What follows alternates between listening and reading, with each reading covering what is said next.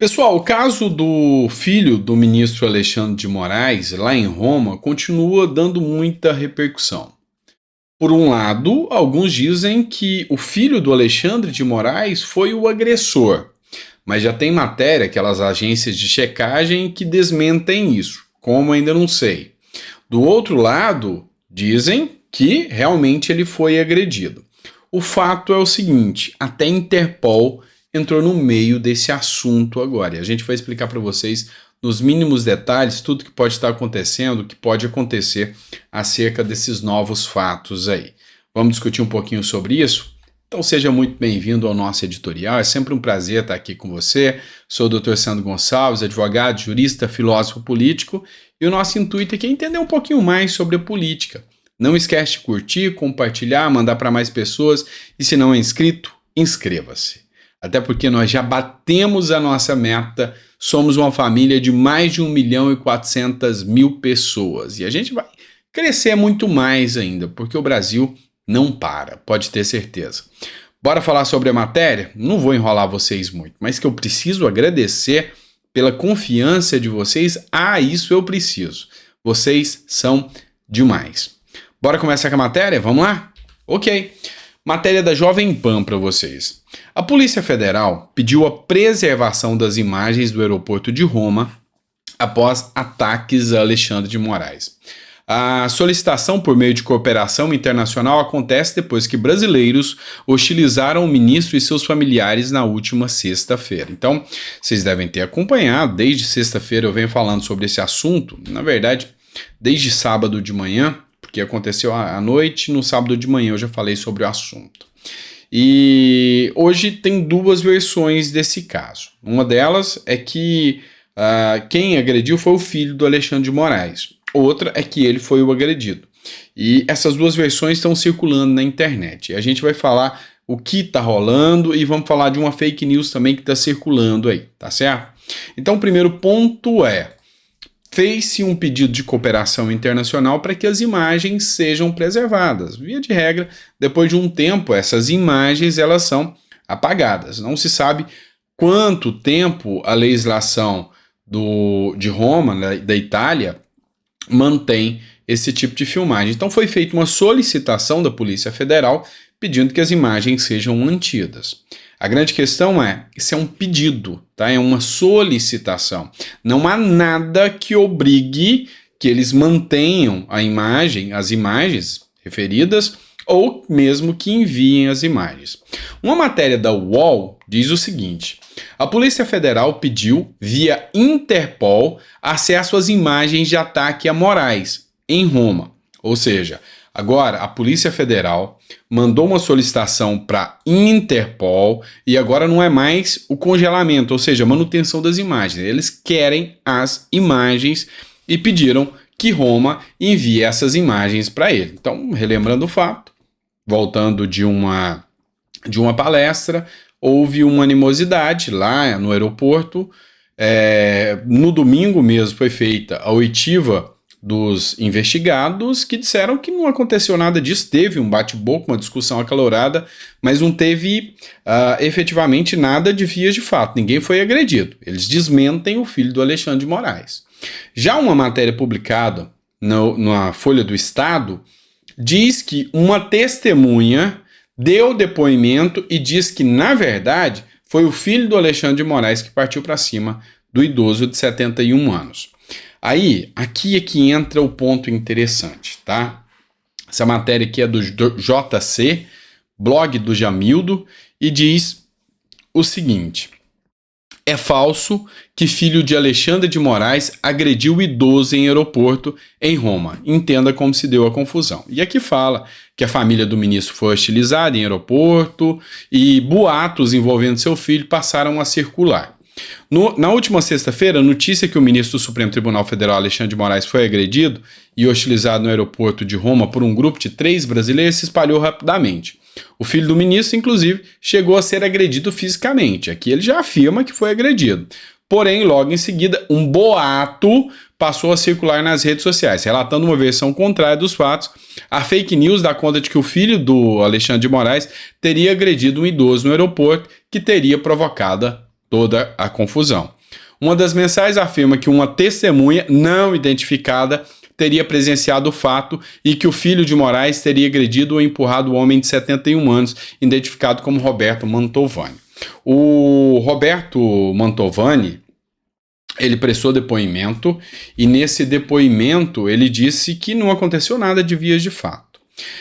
O jornal Folha do Estado, que deu essa notícia, pelo menos foi de onde eu vi essa notícia, deu inclusive o nome da testemunha, não falou que era não identificada não, deu o nome específico dessa testemunha.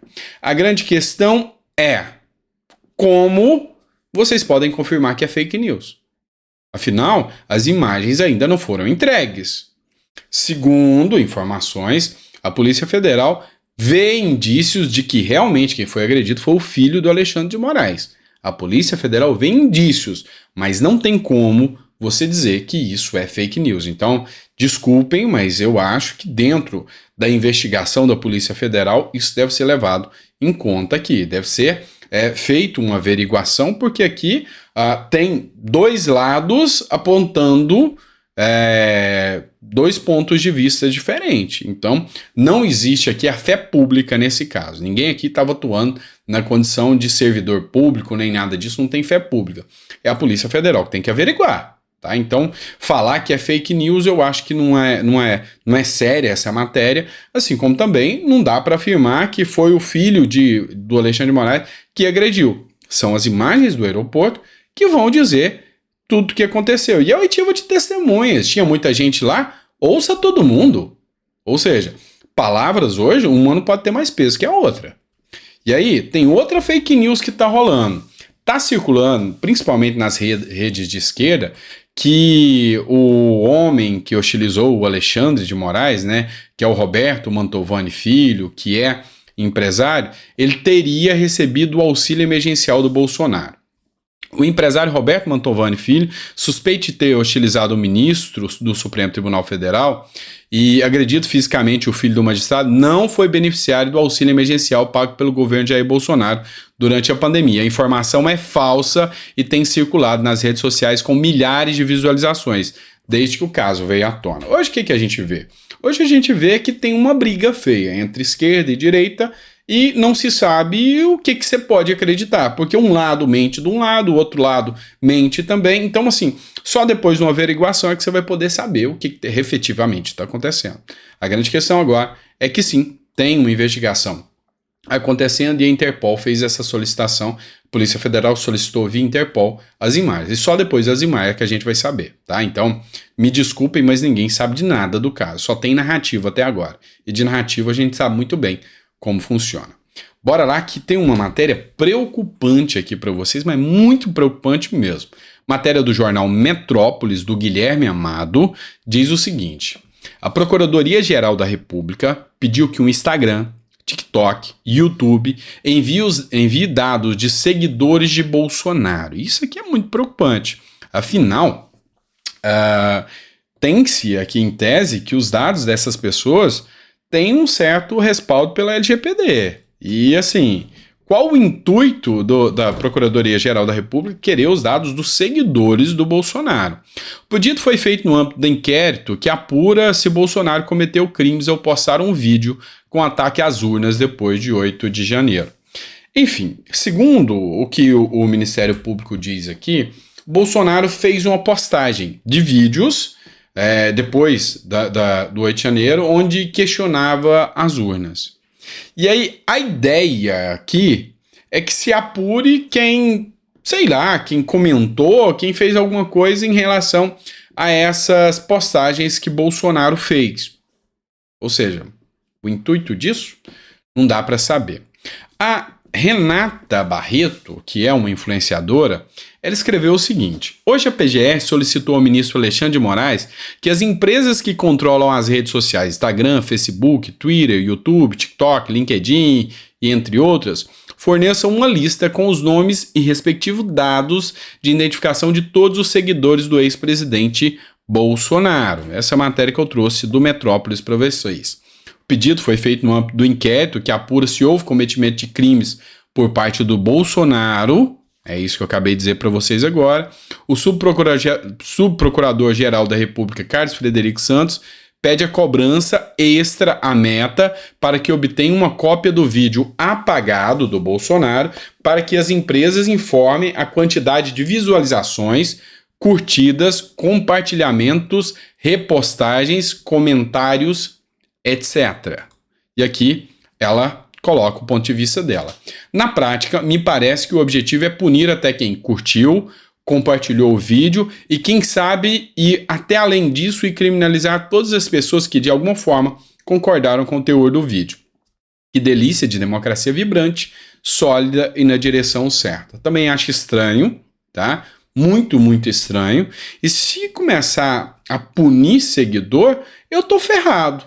Porque eu sigo o Lula e sigo o Bolsonaro. O meu papel é investigar política.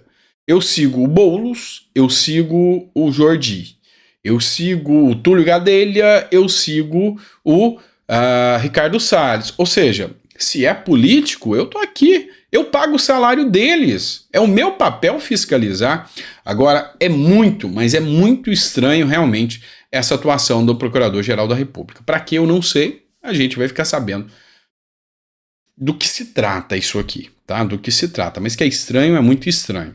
E outro ponto que a gente precisa discutir é até onde vai essa responsabilidade de seguidores, o intuito de pedir essas informações. E assim, diga-se de passagem, poucos dias depois de que o Dino diz que precisa regulamentar as redes sociais por causa das ideias da direita. Isso não é democrático. Me desculpe, mas não é. Assim como também hoje, lá na reunião da CELAC, o Lula fala que tem que regulamentar todas as redes sociais para que se pare de disseminar ideias da direita, ou, como eles dizem, discursos de ódio, né? Então, assim, é muito complicado a gente ficar à mercê do entendimento deles. Eu vejo com muita preocupação como filósofo que sou. Matéria do Antagonista para vocês agora, eu acho bem interessante. Abaixo-assinado para caçar Campos Neto já tem 34 mil assinaturas. O governo e o Banco Central protagonizam desentendimentos pela manutenção da taxa básica de juros, a Selic. O patamar é o mesmo desde agosto de 2022. Um abaixo-assinado que pede a saída do presidente do Banco Central, Roberto Campos Neto, conta com 34,7 mil assinaturas até o início da tarde dessa segunda-feira. A iniciativa ganhou o apoio do PT. Ora, como se não fosse ganhar o apoio do PT. Meu Deus! O que vocês precisam entender? O Campos Neto, ele tem uma atuação no sentido de travar a inflação. E uma das formas de se travar a inflação é segurando a taxa de juros alta. É a economia básica, regras básicas da economia. E, enfim, não é isso que o governo Lula quer. O governo Lula quer o quê? O povo comprando. O governo Lula quer que reduza juro, ele quer que o pessoal vá lá e compre. Então, assim, entrou aqui num conflito de interesse, porque comprar com juro barato faz a roda da economia girar? Faz. Há uma percepção rápida e um giro rápido da economia? Sim, mas a longo prazo a inflação vem.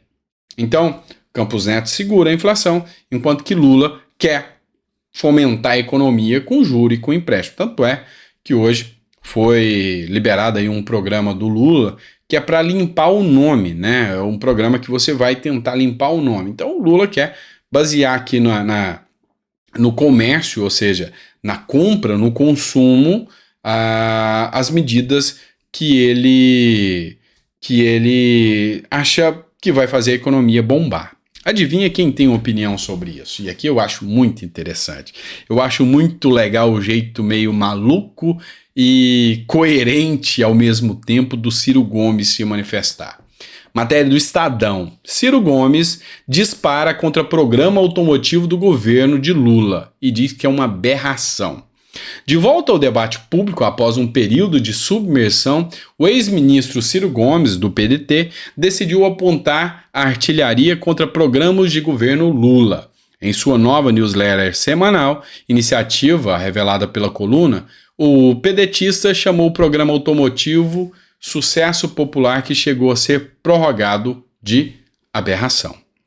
Na verdade, eu tenho alguns pontos aqui que eu concordo muito com o Ciro Gomes. Ele diz o seguinte: fazer a promoção de venda de estoques de carro de linha branca ou subsidiar passagens aéreas com renúncias de tributo, uma aberração falsamente simpática, porque a conta está sendo espetada nas costas do povão e da minúscula fração de nossa igualmente sofrida e pequena burguesia, diz para Ciro Gomes no seu novo produto digital.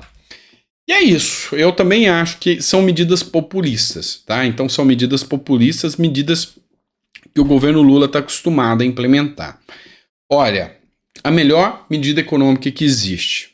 Peguem livros importantes de economia, Friedman, Stuart Mill, o mesmo Garchagen, autores brasileiros, você vai ver uma regra básica da coisa. O que dá resultado é dinheiro entrando no país. O que dá resultado é investimento no país, fazendo a economia circular e gente com emprego. Tendo emprego e trabalhando, aí sim a coisa flui. E o índice de desemprego no Brasil aumentou durante a gestão Lula. Isso aí foi matéria do Poder 360. Então, a gente tem que analisar de forma séria e coerente para que a gente realmente entenda que a gente precisa analisar a política como ela é. Não dá para viver de oba-oba e de populismo. Isso é muito, muito arriscado. Vamos lá, para não ficar muito extenso, eu vou tentar tratar de mais uma matéria aqui com vocês, matéria da Globo. Justiça proíbe o uso da frase sob a proteção de Deus e leitura bíblica em sessões da Câmara de Araçatuba. Decisão unânime foi proferida em maio desse ano após o Ministério Público propor ação direta de inconstitucionalidade. Mas a Câmara de Araçatuba informou que foi comunicada somente esse mês. Pois é, não dá para falar de Deus, não dá para falar sobre a proteção de Deus, e segundo o Ministério Público, tem que se desvincular a religião da política. O julgamento tem efeito daqui para frente. Então, o que foi feito antes, que tinha sob a proteção de Deus, que tinha as falas de Deus, não perde o valor, mas daqui para frente acabou. Se tiver a fala, sob a proteção de Deus, a votação é nula, ou seja, ela é ilegal. Olha, eu vislumbro isso como uma verdadeira violação à liberdade religiosa. Porque cada um dos vereadores eleitos tem o direito de professar sua fé. Estão lá eleitos e têm a sua fé. Então se inicia falando sobre a proteção de Deus. Se o presidente falar, não, eu sou budista, que se inicie sobre a proteção de Buda hoje. Pô, quem de errado nisso? Ah, mas o Estado é laico. Ok que o Estado é laico, tudo bem. Mas a fé, ela não oprime. Ela não visa oprimir ou tirar a legitimidade de ninguém. Então, eu sou contrário, eu vejo com maus olhos esse tipo de medida. Esse é o meu ponto de vista. Mas, lei é lei, decisão judicial, o que você faz? Você pode até discordar, mas cumprir, você cumpre, né? Então, não vai ter a palavra Deus, nem sob a proteção de Deus, em Araçatuba, tá? Última matéria para vocês, só para a gente encerrar aqui, matéria do Metrópolis, sob a proteção de Deus. Vamos lá. É o seguinte, o candidato ao STJ, enquanto o Alexandre de Moraes falava, estava brincando e fazendo joguinho no celular. E aí ele foi questionado, né, sobre o jogo, e ele falou, não, foi meu neto que me mandou esses joguinhos, eu confesso que não sei nem o nome do jogo, nem jogar com ele, eu só estava olhando para ver o que era esse jogo. Então, assim, ele não quis mostrar o desrespeito ao Alexandre de Moraes, mas o negócio é que ele não deu a mínima atenção nas falas do Alexandre de Moraes mesmo, e vai ser o próximo ministro do STJ, que provavelmente o mais cotado, e vai estar lá no STJ. Então, assim, pode até parecer uma coisa pequena, se você olhar do ponto de vista,